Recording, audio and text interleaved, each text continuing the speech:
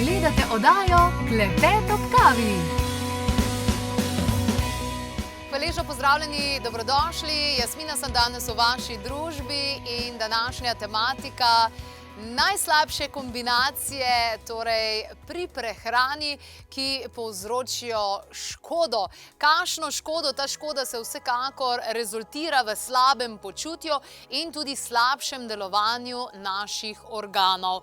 Zdaj, na vse zadnje gre tukaj za prebavne težave, neko gnitje hrane v črevesju, lahko se začne tudi že v želodcu, recimo sploh ljudem, ki grozno, recimo smrdi iz ust, tudi ti ljudje imajo težave mogoče ravno s kombiniranjem in ne samo to, lahko pride dejansko zaradi tega, ker slabo kombiniramo hrano, lahko pride do različnih vnetij, do vetrov, do spahovanja, pa seveda na dolgi rok, če torej imamo dolgi rok to težavo, da neustrezno kombiniramo hrano, lahko pride tudi do alergij, lahko dejansko pride tudi do različne toksemije in seveda tudi druga neravnovesja, lukenj v črevesju in tako naprej. Skratka, pametno je vedeti, kako kombinirati živila in katere so prepovedane kombinacije. Naj vam povem, da v naši vsakdanji kulinariki je ogromno neustreznih kombinacij, na katere nismo pozorni, se pa samo počutimo majčkeno slabše, pa niti ne vemo kaj, zakaj in kako. Zdaj, poglejmo najprej splošna pravila. Ne bomo pogledali samo najslabših kombinacij, dejansko tudi najboljše, ampak poglejmo nekaj splošnih pravil pri sami kombinaciji kot taki. Zdaj, kar ne bi nikoli smeli mešati, je dejansko sadje, in sicer sadje je treba zelo dobro vedeti, tudi obstajajo vsi tisti pregovori, kako je jabolko zjutraj zlato, zvečer je pa dejansko železo, ker je tako zelo težko. Torej, sadje naj bi nasploh uživali samostojno. Torej, samostojno, predvsem pa ne sadja po nekem obroku, ker bo gnilo, kajti sadje se hitro začne propadati, medtem ko ostale stvari ne. Potem zelo pomembno je paradižnik, da se paradižnik ne kombinira z žiti in stročnicami, zato je pica, ki jo pojeste brez paradižnikove mezge, veliko lažje prebavljiva, kajti paradižnik in žita imajo zelo slabo kombinacijo. Potem naslednja zelo slaba je, da se škrobno ne kombinira z neškrobno zelenjavo, stročnice z neškrobno tudi ne grejo skupaj, oreščke recimo samostojno ali pa zelenjavo, ki nima veliko škroba, in pa po ajurvedi velja, da ne bi surovo hrano jedli ločeno od kuhane, kar je kar velik izziv v slovenski kulinariki. Bomo šli zdaj malce bolj konkretno. Torej, malce bolj konkretno v različne zadeve in tudi pogledali najboljše kombinacije. Zdaj, kaj je pomembno in kaj je osnovno? Torej, surova hrana in kuhana hrana. Kako bi to izgledalo? To bi dejansko izgledalo tako, da najprej pojemo zelenjavo surovo, se pravi solato, majčkeno počakamo in potem dejansko gremo z glavnimi jedmi naprej. Torej, ne da jemo vmes, ker bomo na takšen način prihranili veliko energije in bolje se bomo počutili. Torej, nasploh pa vem, da imate radi smutije, ker so zdravi, ker so izjemni, ampak smutiji si lahko naredimo zelo veliko škode.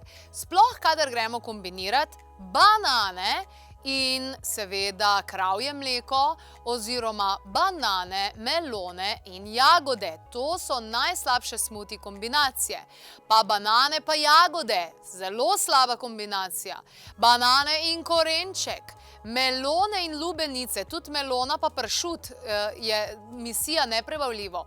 Različne citruse med sabo, potem kadar se kombinira sladko in kislo sadje. Izjema pri kombinacijah sadja in zelenjava, ki jih nikoli ne smemo mešati skupaj, je to, da lahko recimo jabolko vendarle damo z zelenjavo.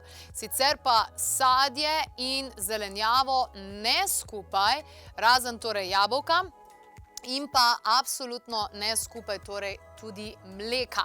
Zdaj pa pomislite na vse recepture, ki ste jih kadarkoli naredili, kar se tiče dejansko vaših smutijev, in dajte se vprašati, ko ste popili ta smuti, če ste bili napihnjeni, kaj se je zgodilo z vami, ste se dobro počutili, mogoče je dejansko problem ravno v tem, da ste naredili slabe kombinacije, kot je recimo zelo slaba kombinacija banana in pa mleko.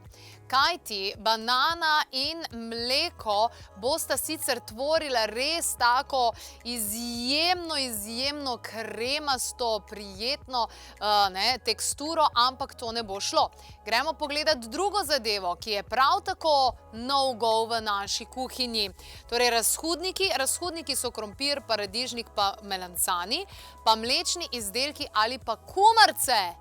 Ja, pa smo pri problemu šopske solate, grške solate in tako naprej, ki lahko postane problem. Dajmo pogledati druge slabe kombinacije. Stročnice, sir, jajca, mleko, meso in jogurt. Se pravi, kadar kombiniramo beljakovine, različne živalske beljakovine, tudi nastane problem. Se pravi, tudi to bi majčkeno mogli bolj ločevati, zaradi tega, da zaščitimo dejansko jetra, črevesje in tako naprej. Kaj še imamo od slabih kombinacij? Jajca, sir, ribe, mleko, meso, jogurt. Tudi tukaj je problem. Zakaj? Ker se spet kombinira različne živalske beljakovine in gremo še pogledati še druge slabe kombinacije. Mleko in pa jogurt, pa sadje in kvašen kruh, kar je dejansko nek tak klasičen slovenski zajtrk, ali pa recimo musli v mleku oziroma v tem. In skratka, na takšen način lahko torej pridemo, sploh pri ljudeh, ki že imajo osnovno zelo občutljiv ta del črevesja, lahko dejansko pride še kako do večjih težav. Zdaj pa gremo na pogledati naslednji korak. Naslednji korak je pa seveda ta, da začnemo pametno kombinirati. In dajmo pogledati eno pametno kombinacijo, in sicer proso, sezonska zelenjava in pa kurkuma, ki majčkeno, sploh v tem času lepo zagreje. Proso je sploh fantastično za zajtrk, za vse dejansko. Potem poglejmo še druge čudovite kombinacije, ki grejo še kako dobro skupaj. Riž, gobice, ki mu dodate česen in peteršilj. Perfektna kombinacija pa tudi ajdove testenine, se pravi, fajn je, da zberemo ene, ki nimajo glutena, teh imamo kar nekaj, ajdove, kamutove, fižolove, iz vseh možnih zadev zdaj že najdete testenine, neka sezonska zelenjava, ki pa ji dodate origano in baziliko. Absolutno pa ne paradižnik, ki ste ga sicer videli na fotografiji, In pa, kaj imamo še pripravljenega, kaj si je še vredno zapisati, kaj je še vredno upoštevati? Ja, jedilnik recimo. Zdaj, na naši spletni strani imate objavljen celotedenski jedilnik z res čudovitimi, krasnimi, poceni, zdravimi obroki, ki so primerni tudi za ljudi, ki bi radi recimo kaj shujšali. In tukaj vidite prvi dan, drugi dan, tretji dan, četrti dan, kaj bi dejansko lahko jedli. Absolutno to ne pomeni, da zdaj vsak dan jeste eno in isto zadevo. Daleč od tega, ampak lahko vsak dan jeste nekaj drugega. In z vsemi recepturami imate dejansko na klepetobkavi.si to novico, ki se imenuje enotedenski jedilnik zdravih in pocenih obrokov, primernih tudi za hujšanje. Zdaj, če boste jedli tisti, ki ne hujšate, brez skrbi, ne boste zaradi tega zgubili še tisto, kar imate, če se hočete recimo zrediti. Kajti, ko se človek roti tega, da želi shujšati, ali pa, če ima težavo, da se ne more zrediti, je pristop pravzaprav isti, kajti v obeh primerih je problem v črevesju, v absorpciji, pri vsrkavanju. In ravno zaradi tega se dejansko velikokrat lahko teh težav lotimo z čiščenjem, razstrupljanjem črevesja in jeter, kar pa traja torej dlje časa, torej minimalno 3 mesece. In tudi tukaj, kadar gremo v čiščenje jeter in črevesja, Obstajajo zelo dobre kombinacije začimb, zelišč in obstajajo take kombinacije, ki so torej vrhunske tako za jetra kot za črevesje, kajti ti dva sta zelo povezana. In v tem prispevku bomo videli, kateri so tisti rastlinski deli, katere sestavine damo skupaj, zato da dejansko to dosežemo. Črevesje in jetra moramo razstrupljati, čistiti hkrati, sočasno. Na takšen način se potem poveča vsrkavanje snovi, torej celice se dejansko nasitijo. Okrepi se imunski sistem, zakrpajo se torej luknje v črevesju, napihnjenost, zaprtja, driske se dejansko poslovijo in tudi alergije se popravijo, hkrati pa tudi splošna stanja pri avtoimunskih boleznih. Čiščenje jeter in črevesja pa ni projekt enega tedna, temveč minimalno, poudarjam, minimalno 3 mesecev. Na spletni strani klepetobkavi.si najdete celoten protokol, navad, rutin v tem času, saj vam zgolj s kakšnim prehranskim dopolnilom ne bo uspelo. So pa vsekakor v veliko pomoč rastline ekološkega izvora in kombinacija, torej formule, ki na varen način razstrupijo črevesja in jetre. Torej lanena semena, indijski trpotec, kumina, koriander, origano, peteršilj, seveda vse ekološkega izvora. Lotite se razstrupljanja na varen način. Tukaj ni bližnjic in ni ekspresnih rešitev. Preverite celoten protokol razstrupljanja in jeter na klepetobkavi.si. Torej, če se boste lotili celotnega protokola, morate upoštevati kar nekaj stvari. Zdaj bomo šli čez cel ta protokol, seveda ga pa imate objavljenega, tudi ga delimo z drugimi in ogromno ljudi, ogromno naših gledalcev je že v procesu tega protokola. Ampak vendarle bi rada izpostavila nekaj pravil, ki so dejansko vezani na žvečenje, ki so dejansko vezani na vodo. In sicer začnimo z žvečenjem. Pa preden pridemo do žvečenja, pomislimo na to, kako so včasih, ko je prišla hrana na mizo, molili. To ima zelo velik smisel, kajti ugotovili so, če mi gledamo hrano, samo gledamo hrano na krožniku, brez da jo planamo na njo, se zgodi, da se v našem želodcu začnejo proizvajati encimi, zaradi katerih bomo lažje prebavili hrano in vsrkali take in drugačne stvari. V ustih se začne proizvajati slina, ki prav tako pomaga pri tem. Skratka, naše telo se fizično začne pripravljati, ko mi gledamo hrano, vonjamo hrano na krožniku, zato je res smiselno, da preden navalimo na krožnik, eno zmolimo ali pa se zahvalimo ali pa ne vem, karkoli že počnemo, pa dejansko samo gledamo. In se začnejo zadeve zgoditi, zaradi katerih bomo torej lažje prebavili zadevo. Potem druga stvar je pa dejansko voda. Kajti naš želodec mora pripraviti vse te sokove, da bo zadeva lahko šla čez, in če mi pijemo vodo prej in pol, se zgodi to, da mora vse od štarta. In na takšen način se tudi maščobe skupaj zlepijo, ne pride do vsrkavanja, pride dejansko do težav, kljub temu, da so ženske velikokrat učili pred obrokom: spij vodo, zato da boš pojedla manj. To sicer je res, kajti naš želodec ima neko kapaciteto 0,7 litra, ampak vendarle to ni to. Torej, voda, sploh pa mrzla, je lahko hudič pri prehranjevanju in kot smo že omenili, žvečenje je bistveno. 35krat minimalno, in tudi to je del protokola, ki vam ga zdaj pokažemo, torej vseh stvari, ki bi jih morali upoštevati. Torej, protokol ODO vsebuje korake odstranitve, potem dodajanja in upoštevanja.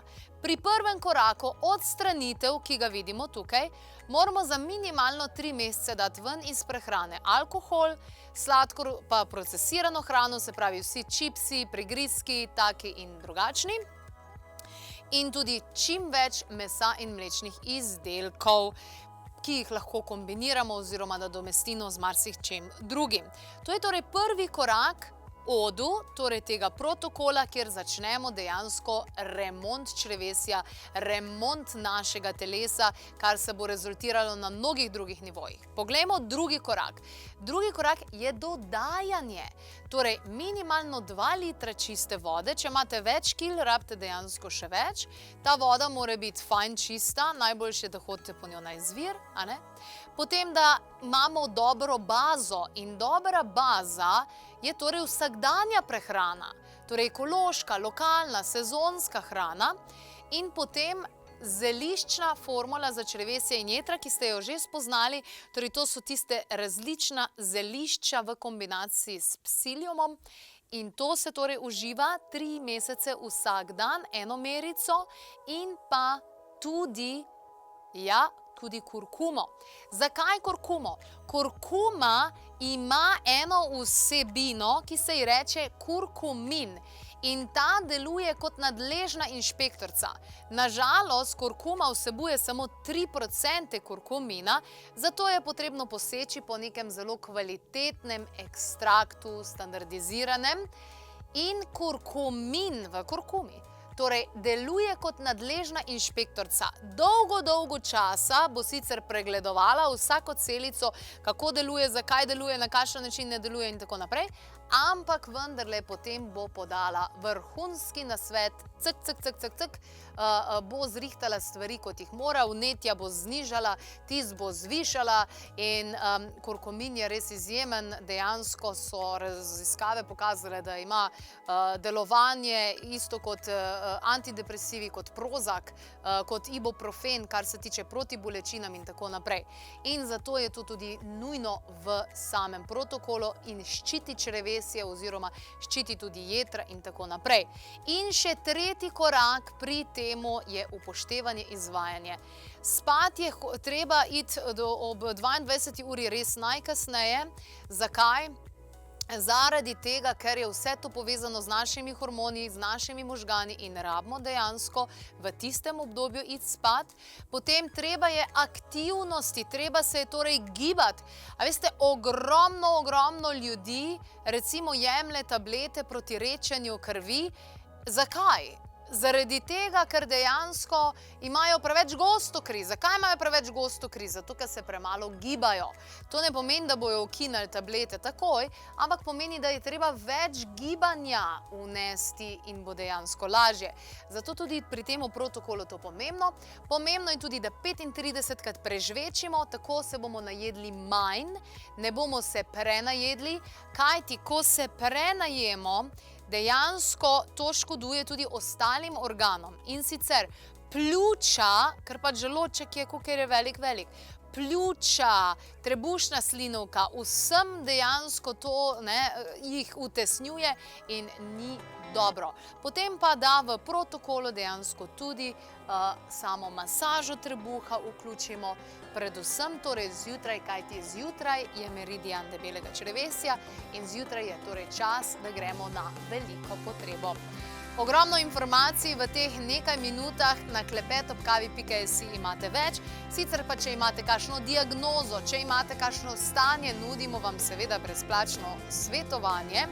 In sicer lahko pokličete, če nimate dostopa do interneta, na 026 200 230 ali pa svoje težave in izvide in vse ostalo, kar pošljete na info@klepet@kavi.si in vam bomo z veseljem odgovorili.